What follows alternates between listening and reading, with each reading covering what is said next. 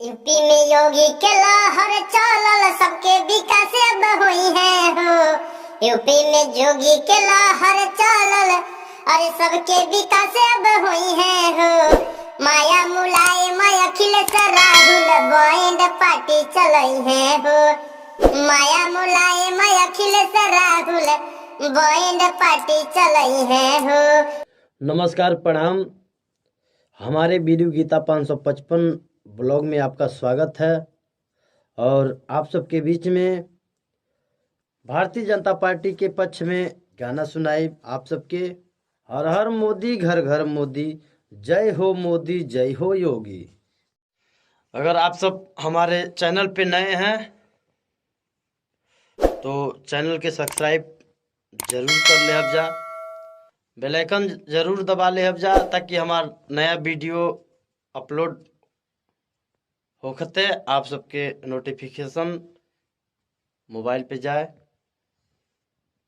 UP में योगी के लहर चलल, सबके विकास अब हुई है हो। यूपी में योगी के लहर चलल, अरे सबके विकास अब हुई है हो। माया मुलायम अखिलेश राहुल बैंड पार्टी चलई है हो।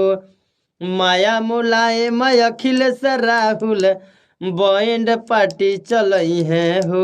यूपी में फिर से जोगी जी आई हैं, हर सबके विकास अब हुई है हो। माया मुलायम अखिलेश राहुल बैंड पार्टी चलई है हो। माया मुलायम अखिलेश राहुल बैंड पार्टी चलई है हो। भ्रष्ट लुटेरे चोर माफिया सब डेरइले, जातिवादी परिवारवादी के चेहरा मुरझइले। भ्रष्ट लुटेरे चोर माफिया सब डेरइले, जातिवाद परिवारवाद चेहरा मुरझइले।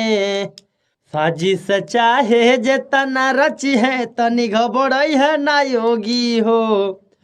साजिश चाहे जे तना रची है सब तनी घबड़ई है ना योगी हो।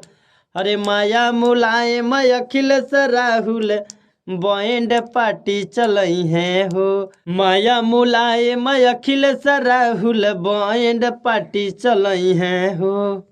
घर घर बिजली शौचालय है मिली गईले, सबका के पेंशन मुफ्त राशन दिया वहीले।